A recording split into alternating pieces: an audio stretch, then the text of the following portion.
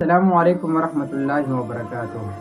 ناظرین محترم، امید کرتا ہوں رب سے کہ آپ خیر اور عافیت سے ہوں گے۔ ناظرین محترم، جیسے کہ آپ حضرات کو پتہ ہے کہ نئے سال کی آمد ہے اور لوگ مختلف قسم کی تیاریوں میں لگے ہوئے ہیں۔ میں آپ حضرات کو آسان الفاظ میں بتانا چاہتا ہوں کہ اسلام میں نیا سال منانا کیسا ہے اور نئے سال کے موقع پر ایک دوسرے کو ہیپی نیو ایئر کہنا، یعنی ایک دوسرے کو نئے سال کی مبارکباد دینا کیسا ہے۔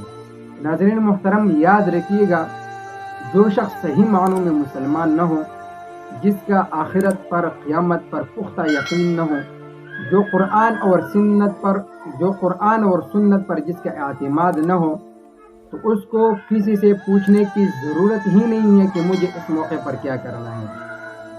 اس موقع پر جو لوگ کر رہے، اسلام میں اس کی گنجائش ہے یا نہیں ہے۔ لیکن جو شخص صحیح معنوں میں مسلمان ہوگا، اس کا قیامت اور آخرت پر یقین ہوگا، اس کا قرآن اور سنت پر اعتماد ہوگا، تو وہ زندگی کے ہر لمحے کے بارے میں یہ پوچھے گا کہ جو لوگ کر رہے، جو میں کر رہا ہوں، اسلام اس بارے میں کیا کہتا ہے، اسلام کا اس بارے میں کیا کہنا ہے۔ جو صحیح معنوں میں مسلمان ہوگا، وہ زندگی کے ہر لمحے میں قرآن اور سنت سے رہنمائی لے گا۔ وہ جو بھی کام کرے گا، اس سے پہلے وہ تحقیق کرے گا کہ کیا اسلام میں اس کی اجازت ہے یا نہیں ہے، کیا شریعت اور قرآن اس کے بارے میں کیا کہتا ہے، رسول اللہ صلی اللہ علیہ وسلم نے ہمیں اس کی تعلیم دی ہوئی ہے یا نہیں۔ تو دوستو، جب ہم آپ صلی اللہ علیہ وسلم کی تعلیمات کی طرف دیکھتے ہیں تو ہمیں معلوم ہوتا ہے کہ آپ صلی اللہ علیہ وسلم نے کبھی بھی یہ حکم نہیں فرمایا کہ نئے سال کے موقع پر خوشیاں منائیں۔ اس کے بعد صحابہ کرام، تابعین اور ہمارے اسلاف کی زندگیوں میں دیکھتے ہیں تو انہوں نے کبھی بھی نئے سال کے خوشیاں نہیں منائی۔ اس سے معلوم ہوتا ہے کہ نئے سال کے موقع پر خوشی منانا عقل مندی نہیں ہے بلکہ حماقت ہے۔ اس کی مثال علماء نے یوں بیان فرمائی ہے کہ مثال کے طور پر 2010 میں ایک بندے کو قید ہوئی، اس کو پھانسی کی سزا سنائی دی گئی 2023 میں۔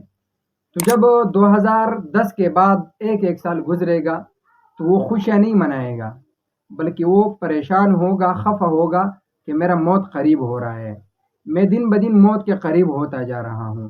یہی مثال اس دنیا میں رہنے والے انسانوں کی ہے کہ اگر کسی کی عمر 40 سال ہو تو ایک سال گزرنے کے بعد اس کی عمر 39 سال رہ جائے گا، یعنی وہ موت کے قریب ہوگا۔